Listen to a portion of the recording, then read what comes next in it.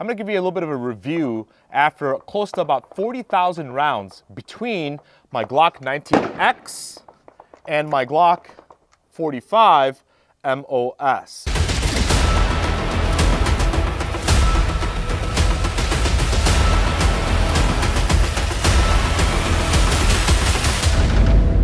What's happening, guys? Welcome back to the S2 Strategic Defense channel. My name is Nick, and today I'm going to give you a little bit of a review after close to about 40,000 rounds between my Glock 19X and my Glock 45 MOS, okay? Essentially, the 45 MOS is the Glock 19X's evil twin brother. Pretty much the same thing. The Glock 19X ends up coming with night sights from the factory, where the 45 MOS comes with the front serration. And so, other than that, pretty much the same guns overall. There's some different specs. You guys can go through YouTube or jump online and take a look around. More importantly, I want to talk a little bit about why I like the 19X or the 45 MOS. And by the way, the 45 MOS is my daily carry, okay? All right, so real quick, for those of you guys who haven't been around firearms for a while, the Glock 19X is essentially a Glock 19 slide length, but a Glock 17 grip, okay? Same thing with the 45. They're both a 9mm, both great guns, both a double stack magazine. I love this configuration. Now, if you have done any research, you know that the 19X was essentially Glock's entry into a military contract. That ended up losing out to, I believe it was to SIG, for a variety of different reasons. But that being said, that does not make a 19X a bad gun. There was different factors that went along with why the military chose the SIG. I think at this point they're probably regretting themselves and probably should have gone with the 19X in the first place. Okay, so first let's talk a little bit about, over the past 40,000 rounds between the two guns, how the guns functioned. Now, I've put these things through defensive pistol classes. I've put them through a variety of different private lessons that I teach. I've put them through USPSA and IDPA matches. These guns have done a lot of work for me, plus my range time itself, okay? And so the rounds tend to add up pretty fast when you're kind of spreading yourself through a whole bunch of different shooting environments and you keep using the same guns over and over and over. Okay. Have I had malfunctions? I've had 2 malfunctions so far. Both of those were an ammo problem, not the gun problem, okay? I was using some, a gentleman that I know was loading some 9mm. I wanted to try it. Out of the box of about 1,000 that I bought from him, 2 were just bad rounds, okay? So I've had malfunctions in that sense. I've not had any malfunctions in the firearms based on the firearm themselves. I've never had a magazine break. I've never had any of the internals, go bad on me or malfunction that way. The guns are, for the most part, pretty factory. I have just some grip tape on the sides of both of these firearms. This one has an Apex trigger. That's my 19X. The other one has an Overwatch Precision trigger. I put some Ameriglow sights on both of them, night sights. And then on my 45 MOS, I have an optic on it as well. Okay, so there's really nothing special. The recoil spring and all that stuff, the guide rod, that's all been factory. All I want to do is swap out the trigger, mostly because I like a flat face trigger just for myself. And so I wanted to swap something out. If you guys have shot enough Glocks, you know that the trigger themselves kind of feels like a cinder block. Kind of gritty. There's ways of cleaning it up, right? People polish the connecting bar and all kinds of different stuff. Cool, no problems. I just did a dropping system. So that comes with everything, threw it in, nothing additional aside from that. Guns run spot on. Accuracy-wise, I cannot outshoot these guns, okay? And I shoot fairly well. I cannot be any more happier with the precision that I get out of these guns. The recoil pretty quick. They get back on target really fast. The trigger, now that I've put the aftermarket triggers on it, is perfectly fine for me. It's nothing spectacular. You don't test out that trigger and go, oh my God, it feels so smooth. It's not like that. It just has a better feedback to it, a little bit cleaner break, no big deal. One thing that I do want to point out for why I chose the 19X, or at least this configuration, right? The 19X and the 45. One is that I know some folks wanted the opposite configuration. They wanted the 17 slide and the 19 frame. So that makes the gun a little bit longer and a little bit shorter. And they say, well, it's easier to conceal and you get a little bit more sight radius, right? Rear sight to front sight. Okay, cool, maybe that's possibly true. I don't have a problem concealing either one of these, but if you're a small frame person and you haven't taken any weight gainers, maybe you'll end up having that same issue. Not a big deal. That being said, to me, especially in a firearm that I plan on having on me as a self-defense pistol, not a competitive shooter, right? As a self-defense pistol.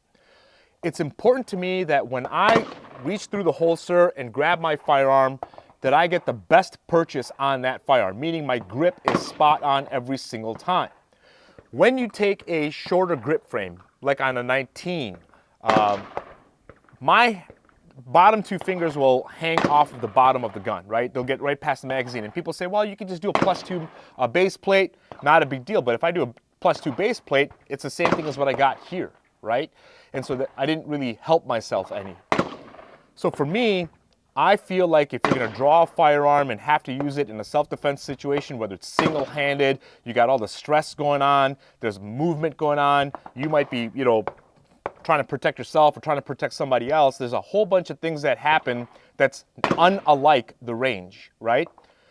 So having the grip, which we all know is the foundation of all things firearms related. If you have a bad grip, everything else upline is going to be terrible. If you have a good grip, everything upline will start falling into place ideally, okay?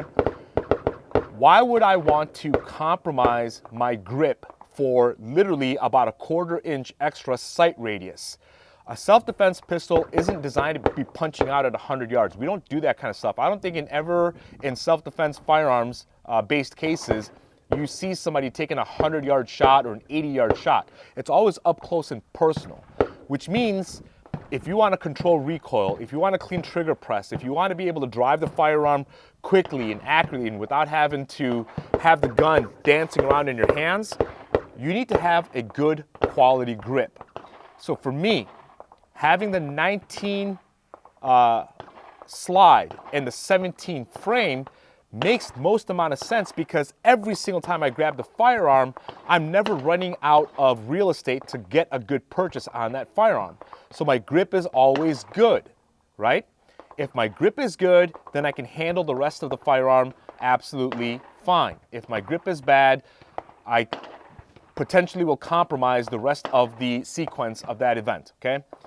And so that's been the biggest reason why I like the 19X or the 45, right? And I carry the 45 MOS on a everyday carry basis. And so concealment issues, I've never had any. I like the 45 MOS a little bit better because it does have the flare at the bottom of the mag well. And so getting magazines back into it is a little bit easier for me for sure. Barrel-wise, fine. Build quality-wise, fine. I kind of like the black look over the peanut butter look any day of the week, so there's that part of it. Those are all personal preferences. Functionally speaking, is the gun reliable? 100% reliable. I've got 40,000 rounds between the two of these and not had any malfunctions that's based on the gun. The magazines have done just fine for me. The sights are good now that I've replaced them out. The triggers are fine, even with an aftermarket. None of the internals have malfunctioned. So reliability-wise, it's a Glock. It's gonna fire, okay? For running the gun hard, like I said, it's been in USPSA, it's been in IDPA, it's been in all of my defensive pistols classes. So I've ran these guns fairly hard. I've dropped them. I've done all kinds of stuff. No problems there. It is a durable firearm. Functionally speaking, to me, again, if you purchase a firearm, like I don't buy the small guns, little micro pocket guns, that kind of stuff, little Glock 26s and such. One, they don't have the magazine capacity that I like. That matters. And because the grip is so short, it will compromise the way you shoot, right? Because the gun's dancing around inside your hands every time you press the trigger. So for me, having the real estate to be able to get a solid grip on the firearm is the first part of having solid foundations and having good control of that firearm all the way through. And so for me, the 19X and the 45 MOS is definitely an amazing choice as an everyday carry. What else can I answer for you guys? Put it in the comments section. I'd be happy to field any questions for you. Overall, if you guys are considering the 19X or the 45, essentially the same gun for the most part, right? if you guys are considering these, do not hesitate. They're great guns. They conceal just fine. They're durable. They're reliable. They work every single time. Do yourself a favor. Quit looking at concealability issues only. The smaller the better, that kind of thing. Okay? Start looking at, hey, if I have to put this firearm to work, what's more important? The fact that it was more concealable or fit in your pocket or fit in your little man purse or whatever, or the fact that you have full control over the firearm and now you can do some work reliably. To me, that's a no-brainer. I'd much rather be more reliable with my firearm than just being able to hide it, okay? So anyway, that's my 2 cents, guys. 40,000 rounds between the 19X and the 45 MOS. Both great guns. I'd recommend it for anybody who's considering these. And if you have any questions, let me know in the comments section. Until next time, I'll see you guys soon.